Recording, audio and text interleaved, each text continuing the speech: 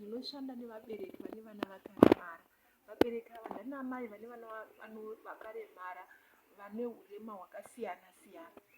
Dambudziko ranamai ava rakawanda nderekuti anamai ava vakamboomerwa mukati penguva yeCovid-19.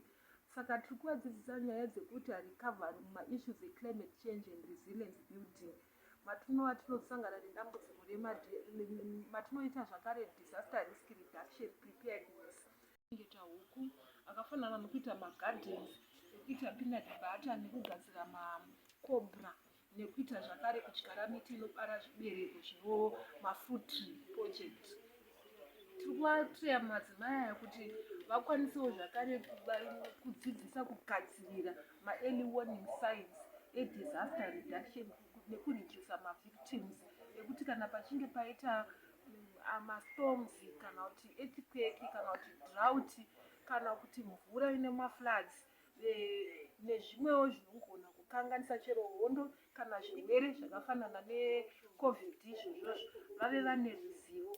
Saka tinodzidzisa madzimai kuti titange kuita advocacy pamusoro penyaya dzemapurogiramu emawomen, tichidhimanda kuti madzimai vayo vapindewo mumaleadership position yekuti varangarirwewo kuti pavanenge vachichema nezvichemo zvavo vavatungamiriri vedu vave vachivaisawo muzvigaro zvekutiwo vanenge vachinzwe kwavo nemamwe madzimai munharaunda dzavanogara. Tinotenda ZPHCA nekuti iye zvino taakuzviitira.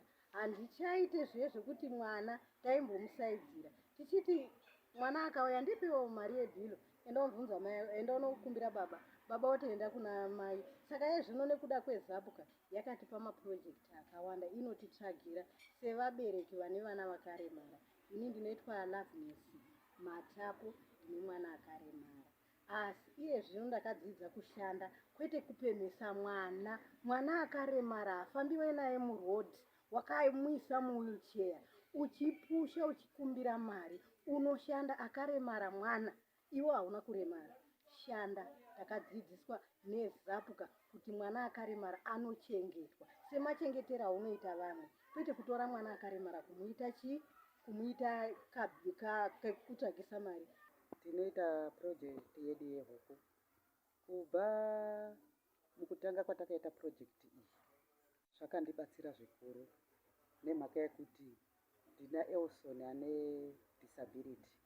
Elson mwana anorarama nemishonga.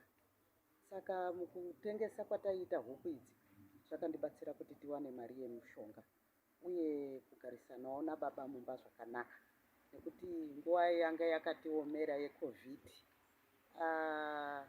takawanika tichibatsirikana zvikuru, uye kuwana tichitengeserawo mumaraini huku nekuti kumashopu kazhinji kwange kwakavharwa.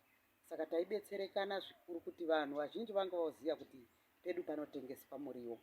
Saka yanga iri nguva yakanaka yekuti vanhu vaingouya vachibvunza huku tichivapa tichitengesa. Tatengesa kudaro tinohodha zvedzimwe tichitengesa tichiramba tichirarama upenyu huri nani. Takatanga tichiita dovi, tichimukukuya dovi kudaro zvinhu zvichifamba. Takazovandudzika ezvino taakutora futi huku, uku tichikuya dovi, uku tichiita zvehuku. Ndinofara chaizvo uye nekukurudzirwa, mukufara kwangu kukurudzirwa panyaya yeprojekti yatiri kuita. Tava nemakore akawanda tichiita projekti yedu iyi. Projekti yedu iyi ndeyemamiriro ekunze, handiti kuti tishandire upenyu hwedu semunhukadzi.